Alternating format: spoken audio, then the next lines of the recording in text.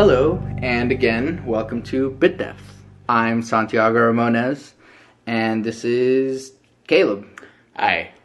What would you rather go by, David or... Either way is pretty much fine with me, like, all throughout school and everything, like, having the whole mix-up of names has pretty much gotten me used to any, so I guess I will be Caleb throughout this. I feel like people who were your closer friends knew you as Caleb. Yeah, like, that was, because that was, like, my, like, elementary and middle school name, and then I tried to say, like, just screw it, I'm going by David throughout high school, and that kind of worked half of the time, and then people were, like, looking at me like I had some kind of, like, alias going on. Yeah. And I was like, no, I'm not lying to you, I promise, it's both. Yeah. Well, it is both. What ended up happening was just, like, teachers that didn't know you as well just called you David and then were very confused when anyone called you Caleb.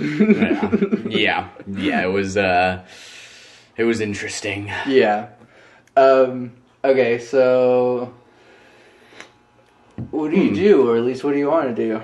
Yeah, so I was definitely going to say it's pretty neat, I guess, being on, because I feel like we're absolutely different as far as our, like, core philosophies and way of thinking it's totally different, and I feel like a lot of people get into the whole, like, echo chamber mentality where they're just, like, parroting each other back, and they're like, yeah, we're totally right about this. Yeah. So it's cool that you're at least open to that. No, I enjoy either the discussion or the challenge or whatever the heck anyone wants to call it, but, like, it's not good to live in the echo chamber and just feel like, well, you know, obviously we're right over here, and anyone who thinks otherwise, because that leads to very, very dangerous the things. Internet, the most isolating thing ever, ironically. But at least as far as, like, what's your long game? What do you want to do? With life? Oh, that's a big one right there. I guess have a meaningful life, I guess. And that's a really vague way to, like, phrase it, I suppose. But, like, I don't know, like, I really like writing. It would be, it's definitely on my life goals to have, like, at least one book under my belt by the time I die. So it's like, did that, it's in print. That bit of me will be forever, or at least until Western civilization doesn't nuke itself or something. Hopefully not. yeah, but you know, that's I think not a lot of people do that sort of thing, or you know, you always have an influence no matter what, but it would be nice to have a little bit more of a, not like a legacy necessarily, but just kind of a something like an accolade, I suppose. Yeah. Well, there's this kind of perception in society that, like, as you grow through your, like, early or, like, late teens and early 20s, that you're supposed to be working towards some sort of final goal. And, you know, while a lot of people that I've had on the podcast are very much like that, are you very, very much like, oh, no, this is definitely where I'm going, or are you just kind of flowing a bit more? I think, I mean, that's my general life. Like, the way I've conducted my life so far is kind of like, I don't want to say whatever, because I definitely care, but it's more like I kind of just go with the flow, and it's, I guess to me, it's like, nobody really knows what's gonna happen. You know, like, you could have kids randomly, you could, like, just lose your legs, get really sick, or, like, get cancer or something, so there's not really any plan.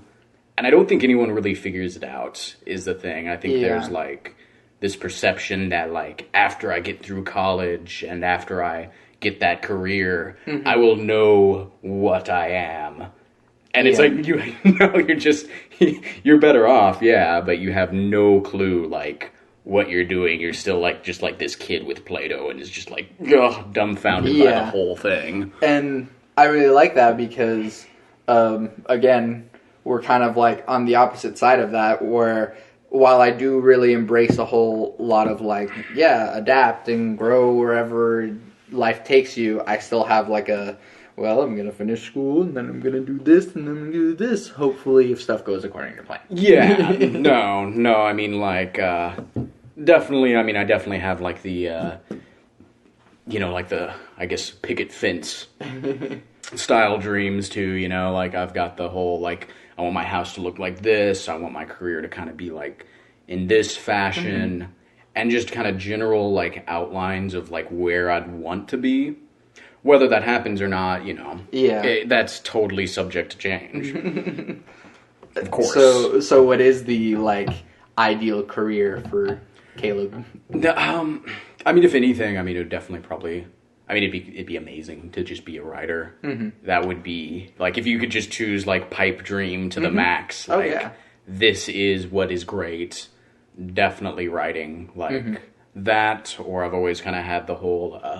like, since I was a little kid, I was always wanting to be, like, a video game designer and, like, make the stories and everything. And I'll still, like, toy around with, like, oh, that would be a really cool idea if it was, like, this, and this. And, it doesn't really get past that exactly. But, I don't know, I love that stuff. And it'd be really cool to, like, have those things, like... And I guess the point in my life, I suppose, is I don't like... Like, I'm okay with repetition, partially, but I'm not okay with endless repetition that you see, like, no results in. Diminishing returns. Yeah, like, cool, I get a paycheck and everything, but, like, literally, what have I done? Yeah. Like, I filled a slot, and that might be, like, partially, like, millennial, you're special kind of mentality coming out there, but I would at least like something to be, like, after 6 months, maybe even like 5 years, 10 years, whatever, it's like, look at that. Like, I made something possible, Yeah. And that's, if I can have that, I think I'm probably okay, And I think a lot of people who are, especially on the creative side, because that's a lot harder in, especially capitalism, to try and manage to be like, yeah, I want to be an artist or I want to be a writer and have that sustain my life to get to the point to where I write a few books and that's what I do.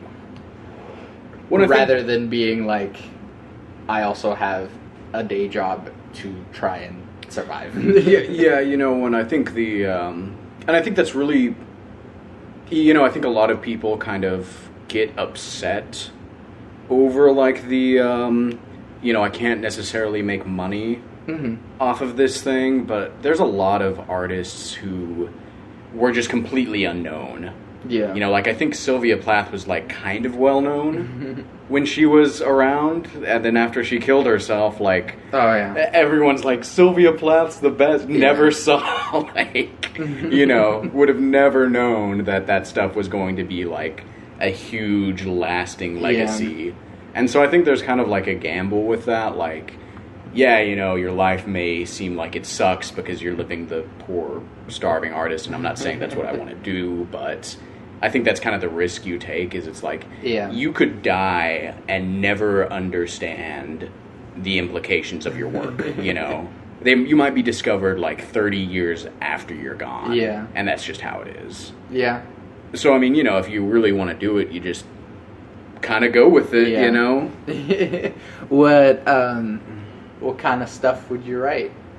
Or will you write? Let's go with will. Yes, let's go with that one. I really like just kind of like free-form novels. Like, I really love Stephen King, and I definitely wouldn't be ripping on like his ideas and stuff, but I definitely enjoy kind of the, like, grounded craziness of that stuff. Like, it doesn't necessarily have to be strictly realistic. I really enjoy things that, like, kind of take an idea and just roll with it. Like, I think that's probably why I like BioShock and, like, Fallout, is because it's like, you just take these really out there ideas and just, like, throw them out, and you get to see, like, these characters just react in this world that's totally different, but it makes sense and it's great.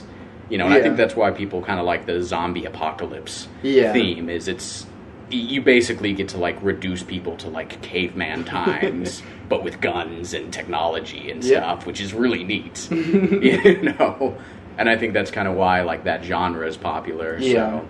Plus, like in any of these premises, you also get to explore like the reality in it is that they're still people and they still get to like you still flesh out a sort of realistic person within the context of zombie apocalypse or whatever you're doing. I think you're like, I guess stakes, if you will, are so much higher in these like ridiculous worlds, and you get to see what makes that character who they really are. I think that's kind of like what makes like war movies and stuff so effective as a genre, is like, as terrible as the situation is, you're not just sitting on the patio like drinking tea.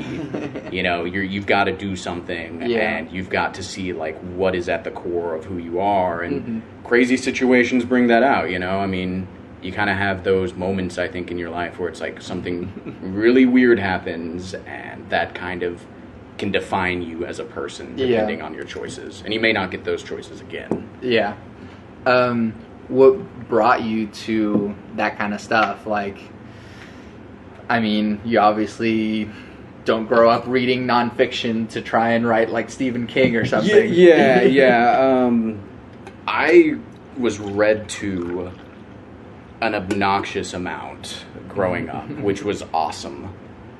So like I was always around books. Like I tore through Harry Potter and all the like really young adult books, and like it was just something that was always there with me. And so I know a lot of people will say like, oh yeah, I've been doing music for my whole life. Like they picked up the guitar while they were like 3 with the tiny little like children's plastic Walmart guitar, and that's what's made them so good, is that they've been doing that. I'm not saying that I'm excellent by any means, but I think being exposed to like that kind of stuff from that age has kind of geared me more towards that. Yeah. I think everyone had a little bit of that, especially at least where we went to school or whatever, is that we all kind of everyone read Harry Potter and everyone read like that kind of stuff. But some people it sticks with them, and some people are just like, oh yeah, it's just like a fun thing. Yeah. It's just what you read whenever you're a teenager. Right. Well, and the other thing too was I think like, well, in middle school, like I was totally out of my environment. And so that kind of threw me for a loop. And so like I didn't really have like that many friends at all back then. So my summers were basically like, I'm going to play video games and I'm going to read. Yeah. And that was the whole, that was like everything that I did back then. Spend more time in fantasy rather than in reality. Pretty much. Like, it was great. Like, I wish I could, and I can do that every once in a while. The whole, like, I'm literally going to spend 8 hours just, like, in bed reading a book. Yeah. Like, that was awesome back then. And just, like, tearing a book and just destroying it in, like, a day was great. The joys of adulting nowadays. Yeah. Well, and I think too, like, like all the tech and everything now, it's like, what's up with Facebook? What's up with this? And you kind of like, you gotta look at everything else instead of just like, I'm totally content here to just sit here and read because I didn't have like a smartphone. Yeah. Back when I was like 12 years old and stuff. To entirely digress, but I think that our generation might be the one to like try to start raising kids like slightly away from the like technology and like at least not the technology but like the social media stuff, because there's kids now who are just like entirely engrossed in that. It's crazy. Like, I'm surprised any kid nowadays can even like hold a pencil. Yeah. Like, it's ridiculous. Like, I remember seeing people like giving their like 8-year-old kid like nicer phones than I had, and I'm Yeah, just like, exactly.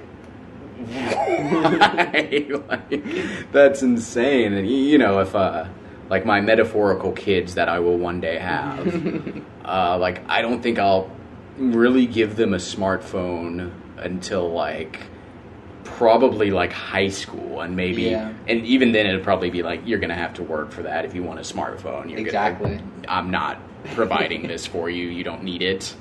Yeah, because there's like a break in between, because there's the people who grew up without it and then hit adulthood and were like, oh my gosh, look at this stuff, I can be connected all the time. And Yeah. so their kids are like now connected all the time since forever. Yeah, and I think, you know, I think we're in the interesting position of, you know, one, being somewhat detached. And not to get into the whole like super nostalgic 90s kid kind of stuff that everyone's into these days, but you know, I think we were kind of detached from tech Yeah. growing up a little bit more than, you know, the true like millennial Yeah. kids nowadays, where it was literally, you've always had fast internet, you've always had cell phones, Yeah. you don't even know how to use like a normal phone anymore.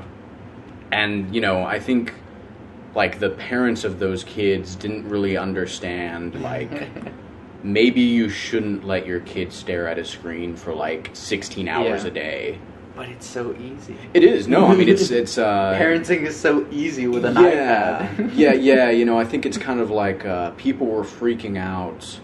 I think probably like in the 80s and stuff, when cable was a thing. Yeah. That you could just like literally just plop your kid out on a couch, let him watch MTV for like all day long, and there you go. You know, you don't need to hire a babysitter anymore. Like, the TV is the babysitter. Yeah.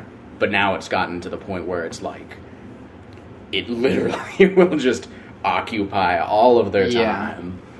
And I think that's kind of the difference, though, that we got to bring the fantasy world with us rather than the fantasy world following us around. Yeah, you know, I guess, you know, like, I think kind of like, it's a little bit off topic, but I think a lot of the issues nowadays, you see it on a lot of, I guess, in the Tumblr side of the world, is you see these people like really like clinging to like these like identifiers. Yeah. And if you like actually like look at them, that doesn't make you like a full person. Yeah. You know, like the whole like ridiculous gender things, like, Yeah. not like, oh, I either like identify as a man or a woman, or I want to be a woman and I'm, you know, trapped in this man's body or whatever, but more like, I am like cosmic gendered. Like, and I don't know how much that exists It's, outside of kin, Tumblr. like Wolfkin or whatever, like that. I am the refrigerator kin. I like to put things in my pockets, and I just feel like they need to be cold all the time. So I must have been a refrigerator in a past life. And yeah, I mean, we don't have to devolve into that conversation right now. No. But you know, But I guess the point that I was trying to make is like, we, as like a society, aren't good at anything. I'm breaking English right now terribly. I'm terrible with this stuff. But you know, I think that we have stopped doing things. You know, like, Yeah. you don't know how to work on the car. You don't know how to, you know, do anything. Like, you literally just stare at a TV screen for like 16 hours yeah. a day. You have no skills. You can read, yeah, but everyone can read nowadays. yeah, So you have no identity. And I think, you know, like, we're kind of seeing the like pushback from that in the form of people like taking on these ridiculous things that it's not something you earned. It's not like a title that you're like, yes, because I did this, this, and this, I am therefore this. Yeah. It's just, I am this because I was born that way. Accept me. I am this way. Yeah. That doesn't make you a person. Yeah. Well, turns out we're curmudgeons, Caleb. But anyways, so I mean, the level of fiction that really drives you, like, what's your favorite video game, even? Oh man, that's definitely a multi-tiered answer. For sure. I mean, like, I always grew up with like Zelda. Was great back in the day. I think that's like one of probably like the 4 video games that people grew up with.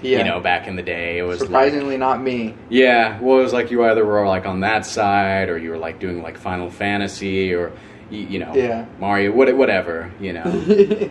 So it's like back in the early days, it was definitely like that. Metroid. I loved Metroid back in the day, just because like the density of the world was so cool. Yeah, like you could just scan everything, and like, and I think that's like pretty much influenced like how I play video games now. It's like look at all of the logs, read all of the things, and Fallout gets crazy because it's just pointless to read all that stuff. But I do it but anyways. It's there. It is, and they can be conquered. I still remember. Sorry, in Morrowind. In Vivek, I think there was a library, and I was just like,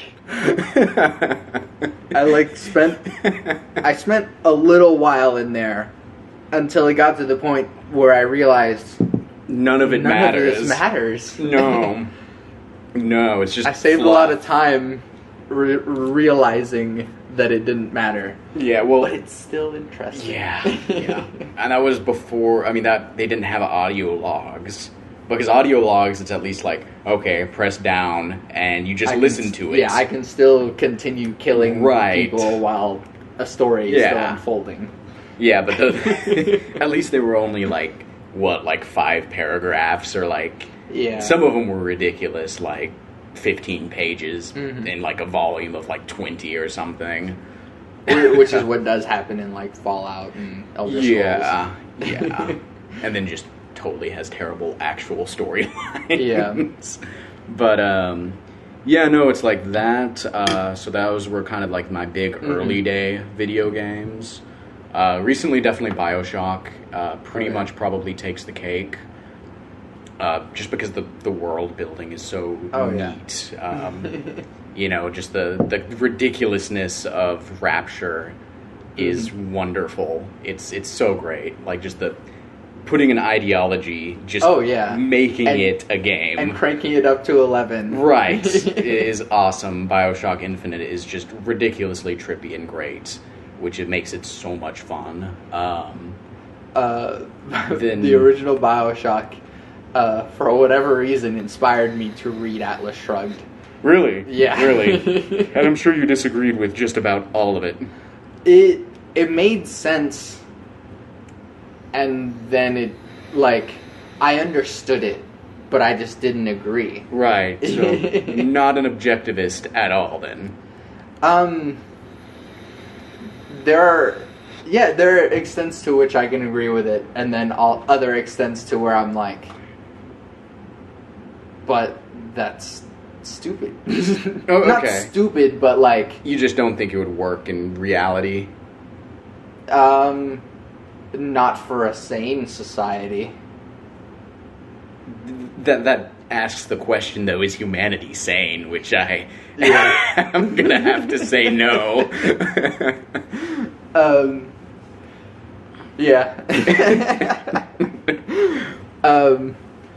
Okay, well, so yeah, BioShock and stuff.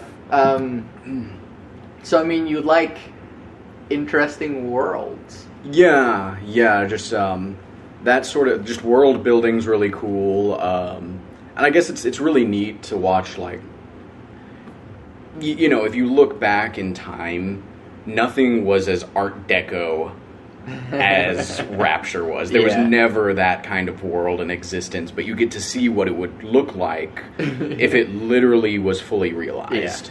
There's not enough gold there's no to make it that cool looking. There's not enough wood in the world to make it that cool.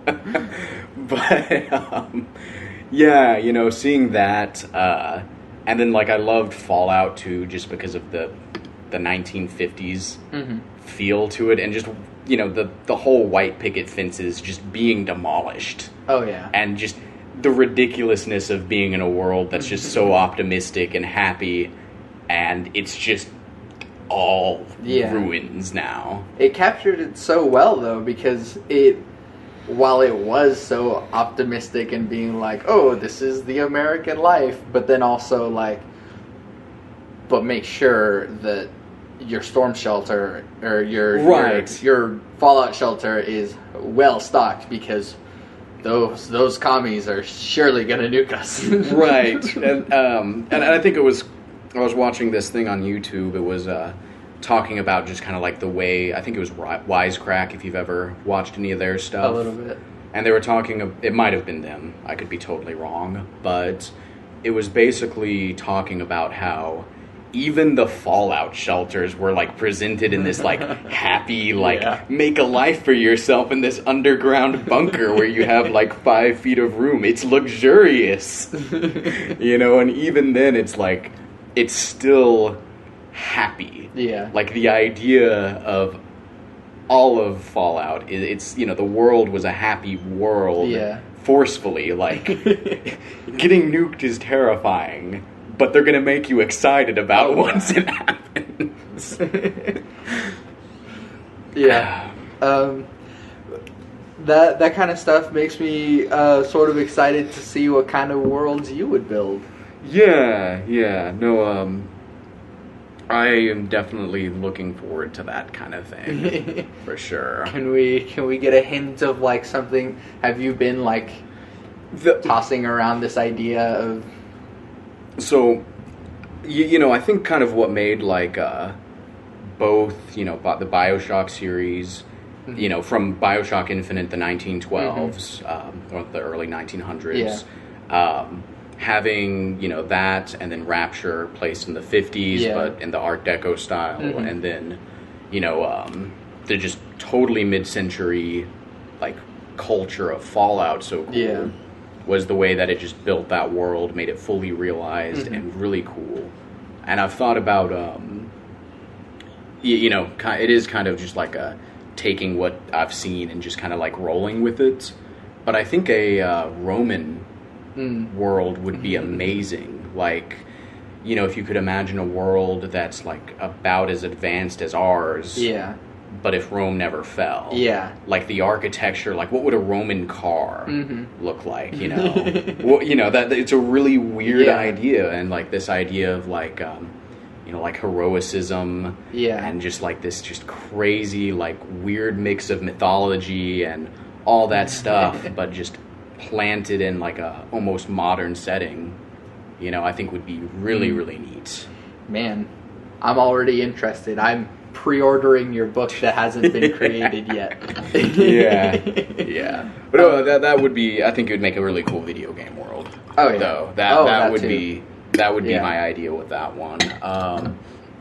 And also the intellectual property is right here, so anyone who tries to steal it, it's right here in this podcast. It belongs to him. You bastards, you thieves. No, but I definitely have some plots and stuff going on with like actual more like novel stuff that's not nearly as weird at all, but I think is definitely just kind of cool situations to be in. Well, not actually cool to actually be in, but cool to look at and kind of wonder how that would be. Yeah. Oh, speaking of which, probably one of my favorite TV shows that's out right now is Rick and Morty. I love Rick and Morty. Yeah, and I think it's like this like just ridiculously absurd like adult Doctor Who. Yeah. But just with like this crazy like H.P. Lovecraft spin of just awful and wonderful at the same time. It's great. that it's the coolest thing ever. It's also great because like it's extremely bad. Like it's awful, but it's exactly what you expect. It's exactly as bad as you want it to be. You know what I mean? Oh, yeah. Like, I mean, you can I'm not be saying as that it's pessimistic. bad, but it's like... You can be as pessimistic with it as you want. Yeah, so like, for example, like the female world or whatever, like... They took the idea of like, oh, what if the women were the blah, blah, blah, and then just kept going. Right. And kept going. Right. And that's exactly as bad as you would expect it to be, and that's exactly how it would be. right, where the matriarchy is actually. And so, like, yeah, you can take your pessimistic idea of like, oh, what about a whole, like, since the multiverse is infinite, what about an entire, like, coalition of Ricks and Mortys? Rick hates the government, so he sets up his own government to make sure. It's great. It's brilliant. No, and I think that's what's really cool about it is I've noticed like a lot of shows, they try to make like rules to it, but with that show, like there literally is no rules, are no rules. There's just no... Anything can happen. Just absolutely anything can happen all the time, and that's great. Yeah. You know, so any episode can be just off the wall, completely different. You know, you can have a medieval episode, and it totally works, and there's stair people, and it's great. Like, yeah. It just takes your expectations away for what the world should look like, and just completely just craps all over it. But then still makes it work. No. And I think it goes back to like the meaning and like just kind of the fundamental questions of like, what is my place in all of this? Yeah. Is there a place? Yeah. And it's kind of scary to think about because they might not have one, you know? Yeah. I recently finished reading Hitchhiker's Guide, and so like stuff like that is really intriguing to me lately. Right. I've only seen the movie. Oh, I would totally recommend it. Yeah. Did you watch Futurama? Yeah, I watched it every once in a while. I never, like, dove in like a lot of people did. But I definitely enjoyed what I saw. I would, like, to me, I think Hitchhiker's Guide and Futurama go hand in hand. And then, like, almost secondhand attached to that is Rick and Morty. Like... So okay. Yeah. I'm sure. I don't know. I feel like maybe Hitchhikers. Well, I say that actually. Rick and Morty is ridiculously smart at times. Like it can be ridiculous how just insanely well thought out that show is. So maybe I'll just eat my words there with saying Hitchhiker's Guide might have been more developed. It would be tough to do that. Oh no, it is. It is so stupid and so smart, and that's what makes it so the balance brilliant. on it is great. But it's also like British if you enjoy. Oh yeah, British. No. Like British things are great. Like I love British humor. It's the best. Yeah, the dryness on it is just great. Which is total side note. Sure. But I read a thing. Apparently, the English accent is actually artificial. Yeah, so, you know, like Shakespeare and everything? Yeah. It's meant to be spoken in, like, plain American accent. Ah. It was apparently the new rich who came up with the British accent to distinguish themselves. That's why it's so damn pompous. Yeah. No, it's literally designed to be as pompous as possible. Like, that's the point of it. So, that's great. Yeah, no, so Shakespeare spoke with what we'd call an American accent. Cool. Apparently. That makes it so much more digestible. Yeah, I read that somewhere and I was like, that's great. Like, I feel like my whole life is a lie now. Yeah. But also, like, I mean, any British person is immediately like 10 times more charming than any American. Yeah, no, I've definitely fallen into that where it's like I just immediately take them more seriously. Oh yeah, It's like, you've got that nice British accent going on. Well, you must know what you're talking about. If I had a vagina, it would be wet right now. This is just great. No, pretty much. It's great. I guess it's like the clarity on it. It's really, it just sounds nice, I guess. Also, there's a cat. Yes. Hello, Sushi. I'm just getting in the middle of everything now that he's decided to get out of the room. Okay, since we've I think people understand who you are at least a little bit. Yeah, yeah. Okay, so I always make it a point to mention religion, but it doesn't necessarily have to be religion. But what are your beliefs on the world, the universe, and everything? Life, the universe, and everything. Right. Which is a Douglas Adams quote. Okay. Yeah. I was like, that sounds somewhat familiar there. I guess to sum it up, I don't know, I'll go into varying degrees of out there stuff.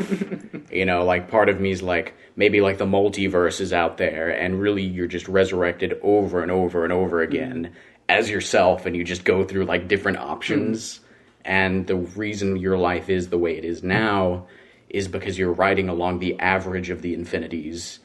And you're the average you. Yeah. Maybe you're the president in one world, president of the universe or something, but that's really unlikely. So you're just you. Yeah.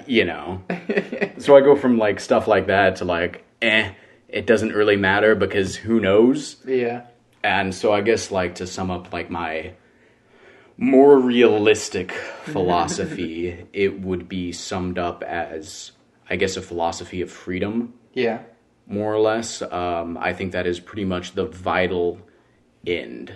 To the very core, I find myself to be much more of an individualist than a collectivist. Okay. Just hands down every time. I think that's what makes people people. Okay. Is being an individual, being able to choose for yourself, and the collective radiates outwards from that. Yeah. So everything, it's, I guess if you were to have a flow chart of things, it would be, can the individual fix this? If not, can the family fix this? Yeah. If not, can the community fix this? If the state, government, world, and it all comes back, but if you can fix it as the individual, you ought to. Okay. And since this is your podcast, I feel like you're sort of expecting some pushback. I just want you to explain. Okay. Yeah. Yeah, no, so like I said, I feel like freedom is the vital part of any modern society, any future nation, state, whatever it may be, must be founded upon that. And I think that's really how things progress, is through that individualism. I think having those ideas, it just makes things better. How so? Well, so if you have a group of people and they're all coming up with new and different ideas, I would like it to eventually be like a meritocracy, where you go in and the best ideas are the ones that are taken up, and we do that now. Yeah. And if you just go and the cliche of just goose stepping all the way there, you could just be like, well, this is a really crap idea, but we're following that idea to the end, and it's let's not do that. Exactly. So I think that's kind of the danger of being in a collective, is you just go with the idea, you just accept your part in the collective, and you're just part of that hive mind. Yeah. And what makes it's fine. What makes the whole better is the coming together of different ideas. Right. And I don't disagree with you there, actually, but no. I definitely have listened to some of the other ones, and definitely just knowing you through high school, I know your ideas on why may have changed, but Yeah. the core ideas are just generally kind of there. So what makes the individual so individual? What makes the individual so individual? I mean, I guess like literally everything about them. What they choose to eat, how they choose to sleep, whatever their choices are, make up the larger part of their life. You know, and that's the thing that matters, I think. I mean, you know, great, you can work in a factory all of your life and you can do great things, quote unquote, because you're working as a factory worker. But that's not, in no way is that fulfilling to an individual. That's, what's the point of living if you're just another brick in the wall? Yes, I'm going there. That's fine. But, you know, I think that's what the vital part is you playing by your own rules as much as possible. Yeah. You know, you can do whatever. If you want to be a bum, you can be a bum. But you're going to have the consequences of being a bum. Yeah. And you're going to have to live with that. If you're not happy with it, again, can the individual change it? Yeah. Yeah. You know, in most circumstances, again, there's always other things that go on, and I think that's just kind of how you live a full human life. Yeah. Is by being an individual. I think kind of the thing that people think of when they think of individualism is they think of like the ridiculousness of modern society, of like, you know, the egotistical nature of Facebook and celebrities and all just like this ridiculous, useless stuff. But I think it's more of a culture of responsibility. Like being an individual doesn't mean like I just do a ton of drugs, go run out naked somewhere and be like, oh, I'm being free. Yeah. You know, it's more like, no, I'm going to take care of myself, my family, and make sure that I am doing what I need in order to survive and better myself. Yeah. You know, and I think that's kind of lost on modern society. And I think that's kind of what people are pushing back towards, and they're ending up going towards collectivism because they desire that like cohesive part, but I think we've become not so necessarily individualistic, but just so isolated that we forget that we have like family and friends, and you know, you have to still define yourself because as a social being, you have to define yourself within a certain group. Yeah. You know, that we've lost that part. And really, I think it's more of you choosing to be part of a group. That's the individual choice. Is I am this because I have chosen to be on this team. You know, and I know a lot of people don't like the like us versus them mentality, but I think it's good, actually, in a certain sense. Okay, so you know, we have made more technological advancement from like 1945 up until the 90s. Yeah. And you know, we're still doing that because we're riding the coattails of you know, the technological progress of computers, which just also tends to just better itself on its own. And then the internet is infinitely improving itself. Yeah, exactly. And eventually we'll just get the giant we'll just get Skynet and it'll be great. Ooh. And by that I mean it'll be terrible. But no, I think that stemmed from competition. We would have never gone to the moon if it wasn't for the Russians. China's not going to the moon. They were, you know, they're probably China didn't need to go to the moon. No one needs to go to the moon. Like, you know, if you're just going up there, it's just almost utterly pointless. Yeah. But we did that to be like, we planted a flag here first. You know, just this kind of ridiculous goal of like, why are you doing this again? Yeah. Because we can. You know, and out of that, I mean, we got Velcro.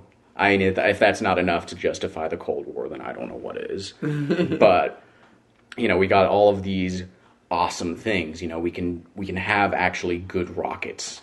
Now, even though it's terrifying the fact that we can nuke something 5,000 miles away with a push of a button, that's going to help us get to Mars. That's going to help us land on asteroids and do things that we would have never invested in without the Russians being there. Mm-hmm. And I think right now, we're kind of like in this like freak out mode of like, what's up there? It's the terrorists. And like, it's this really vague, just like, okay, they're not going to make us go to the moon or Mars. We're not going to go to Mars to escape the terrorists. If the communists were still around, we'd probably go to Mars to escape communism. So, I think having that competition can be very good. It is risky at times, but I think it is a vital part of just human advancement. It's what gives us the reason to wake up in the morning is, I'm going to beat you. I'm going to be the very best and collect them all. So, thank you. And then, do you think there is a way of having this sort of individualist competition without getting your terrorism and without getting your potentially world-ending nukes, or do they sort of go hand in hand? I mean, I think humanity kind of rests in a perilous state, just naturally, I mean, I think we're just really like a high-risk kind of species, I mean, we put people on Easter Island, like way back when, like what, like maybe like 8,000 years ago? Yeah.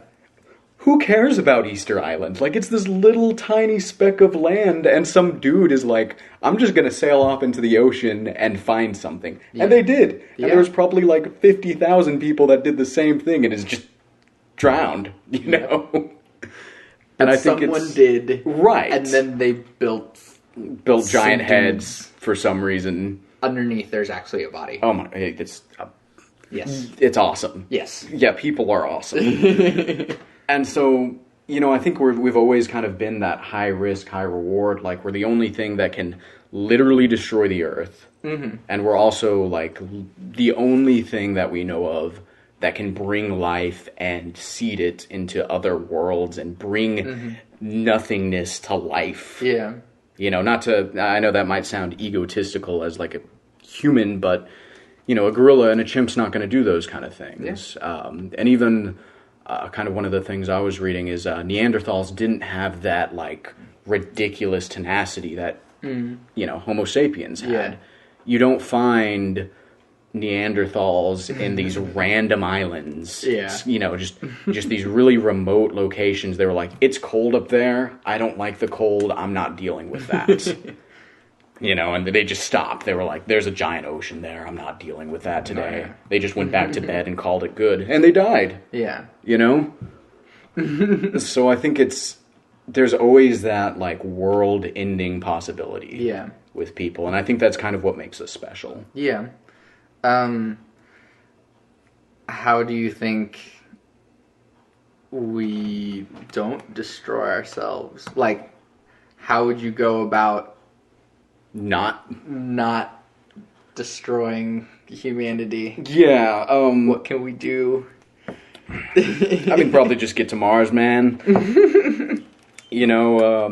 And I think kind of the thing is like, if we can legitimately, like, seed Mars and bring this just dead planet to life, we could probably fix Earth too, to an extent. It might not be the same, but we can still live there. And I think that's kind of the, people, I hate the, like, I hate people mentality that a lot of people have. Yeah. They're like, oh, we're the ones that are destroying everything, and look at those cute animals that we just ruined, But I think that's kind of the thing is like, we're the only thing that could stop, like, an asteroid from just hitting the Earth and just resetting the clocks. Yeah. We're the only ones with that kind of capability. And because of that, we need to make sure that we don't die along in the process. That's why environmentalism is important. Yeah. It's not about the animals. It's not about how cute something is or anything like that. It's about, will we make it? Yeah. How far can we push the environment to the brink before we die? Yeah. Because we would, if the, giant cataclysmic mass extinction happens, we're probably gone. You know? And that's I think that's the main point, is it's like, there's always going to be more animals. You know, something will live past us. You can't kill the earth. Freaking cockroaches, man. Yeah, no. I mean, really, like, you cannot destroy the earth. Yeah. We can be destroyed. Yeah. Life itself, no. But what we would lose is maybe the one chance at having a sentient being walk this planet. I guess that was sprung from this earth. I mean, I guess aliens are possible, but, you know, we're the only ones that we know of that can do these sort of things, and we might be the only ones billions, millions, however many years ahead. And that's where the risk lies, is we can do great things, and that's why it matters to be an environmentalist, per se. We can push it to the brink, you know, and I guess that's my point, is as long as we can jump off this rock and get somewhere and make new things, we're good. You know, I think that's kind of like if you were to put like a destiny, like a manifest destiny on humanity. It's we are the ones that are going to bring the life. Yeah. So I think that's what the important part is. I know I just got off on this ridiculously crazy tangent, but I love it. That's how my mind just kind of like, yeah. That's how it works, I guess. Yeah. So then, I actually really, really love that mentality. And then, because it's a wonderfully fun question, I mean, well, before that fun question, let's go with this less fun question. Oh, great. God? God? Question mark? I mean, I guess it's one of those, I mean, does anyone really know? Sort of things. I mean, yeah, but you. Are you God? Whoa. No, I think, I would certainly, I guess I would describe this as my mentality is, God and I have our arguments. That is how I would describe what I think. And it shifts between, you know, do we matter, do we not matter, kind of the Rick and Morty, like, existential just crisis that is life, like, what is purpose, and all that nonsense with, like, yeah, you know, we could have a purpose. Yeah. You know, and I've seen the argument, like, if we are literally the only sentient life ever in the universe, there must be something going on, you know, and, I mean, you know, we could always just be, like, part of some crazy simulation, and that's literally what it is. Much more likely. Huh? Much more likely. I mean, it could be, you know, I mean, it's like I just keep on going back to Rick and Morty, I created a universe to create power, and this thing created a universe. It's just this endless cycle of just what the hell. And I mean, you know, it could be, I don't know, you know, I definitely can't argue for any answers. I think it would be foolish to argue that this is definitely what's happening. You know, and I think keeping an open mind is definitely a good idea. And I mean, I guess the thing is like you need to live your life. Again, I guess in the individualistic sense that I have, you've got to choose how you live, and whether that's through like a really strict religious dogma because that's what you think's important. You know, go for it. You know, if that's what you think is going to make your life good and your next life good, if that exists, good idea. You know, that's your deal. But if you don't want to, and, you know, maybe you have some doubts or whatever, then maybe, you know, maybe not so much. Yeah. Before getting to the other fun question, you also draw the line, though, on the individualism. Right? What do you mean? Like, yes, you can do whatever it is you want for your life and your next life. But then as soon as it starts going, yes, but then you also should because I think so. Okay. So we're going to get into a big discussion here because you just opened up the can of worms. And I love it. And I've got to I think a fairly reasonable explanation here, is I believe that all morality stems from agency. Cool. Literally every bit of morality comes from agency. Taking someone's agency away is a crime. That's why it's such a big deal. That's why stealing something is wrong, is because you're stealing someone's ability to do this. You know, if you steal someone's guitar, you're stealing their way to play music. This is Immanuel Kant, isn't it? Huh. It could be. I just do it, please, because that is. I just distill stuff, and trust me, I'm probably just unapologetically just ripping off everyone's ideas. No, but I mean, it's much cooler because you didn't read the other ideas. So it all comes from agency. That's why rape is such a big deal, is because you're stealing so much of someone's choice. You know, and that's why murder is also such a big deal, is because you're literally taking away every other choice in their life that could be possible. You're stealing that away. And that's a big deal. Yeah. And so that's where it comes to from me. Like, if you're stealing from people their ability to choose, that's where you're doing wrong. Yeah. And there's going to be certain amounts of wrong that you have to do. And again, that's that sketchy line is, you know, where do you make that decision? And I think there's reasonable points, you know, where you can say that it's justified to do certain things. Yeah. You know, you should kill Hitler. You should absolutely kill Hitler. Screw his choice. He's taken away so many other people's choice that taking that choice away will make the world so much of a better place that you are morally obligated to kill him. You know, again, I know Hitler's just it's the ultimate example of absurdity. Well, yeah. But you know, just to take it to that level, yeah.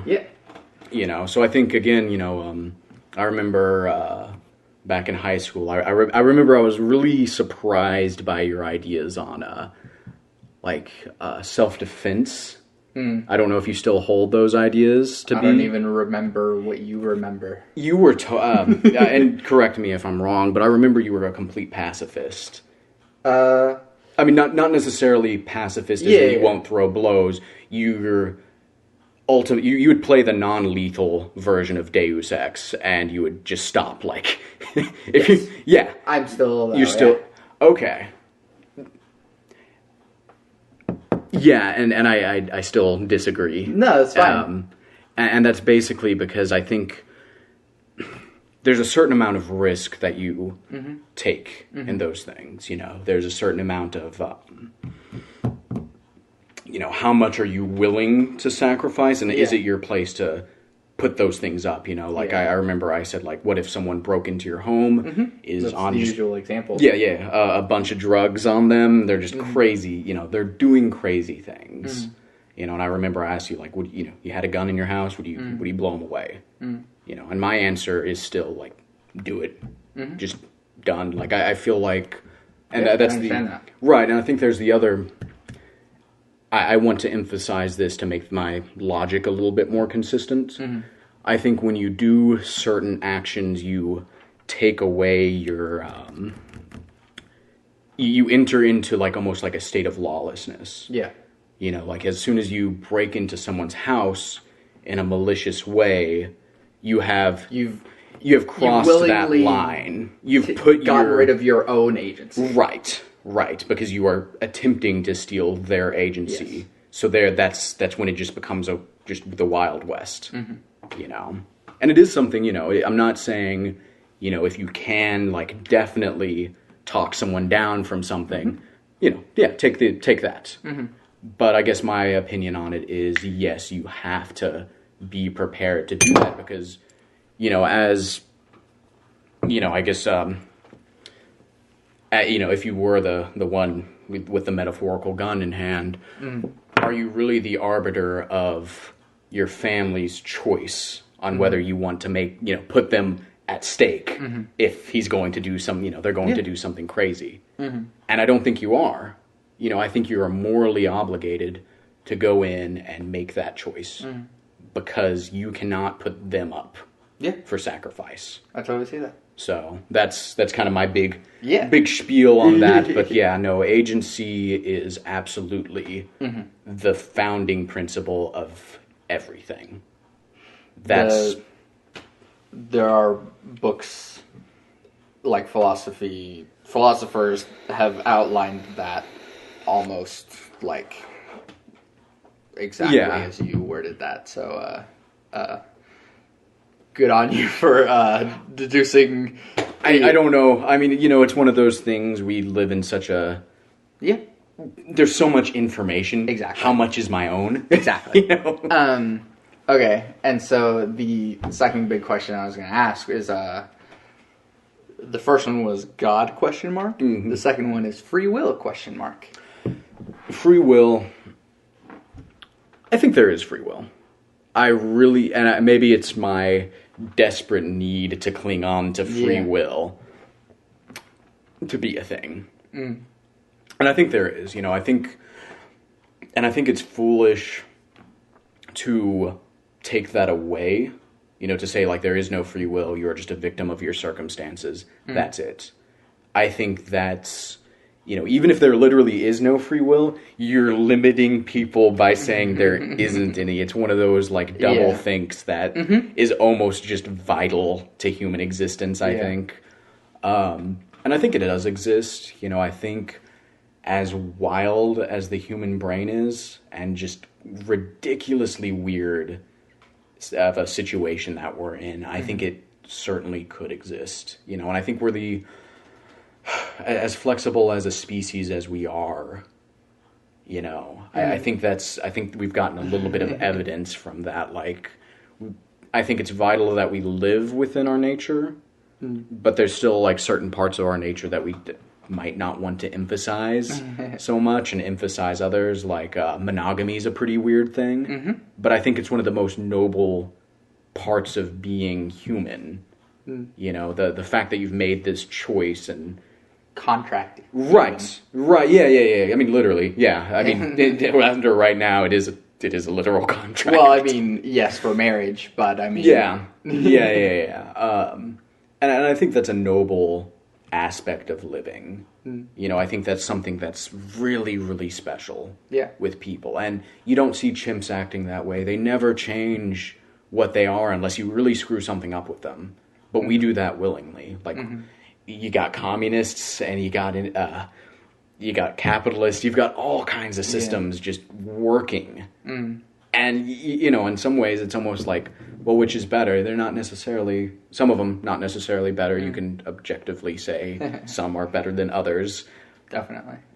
But, the fact that we can bend ourselves to that, I think is kind of indicative of us having that like kind of almost like transmission of thought, that like almost like supernatural like sense, if you ever create something and you just don't feel like it's you, like it's like something just like speaking into you and you're like, that's a good idea, I'm going to roll with it. And it's kind of, that's kind of what it is almost, is like this thing inside your head it's like the free will generator.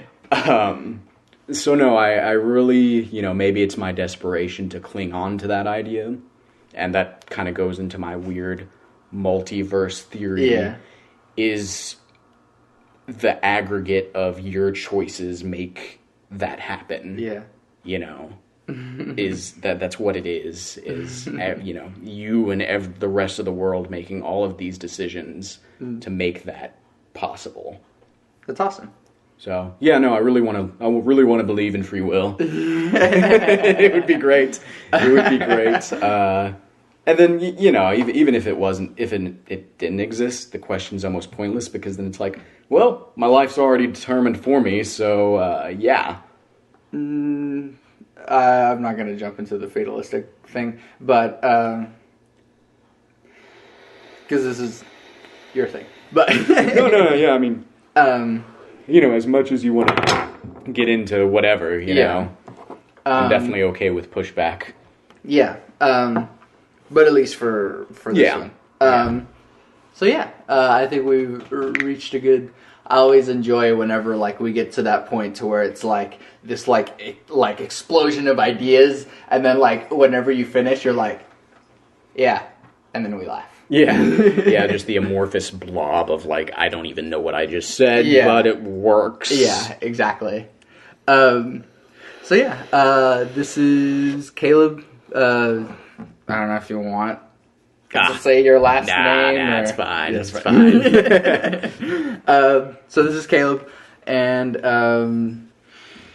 do you even have like some social public media that you want to like a Twitter or something or Instagram followers? Nope. Nah, not right now. He's a private person. Leave him alone. Well, no, maybe I was considering maybe eventually starting something up, but at the moment, I would like to keep all my stuffs on my own right now. So. Yeah.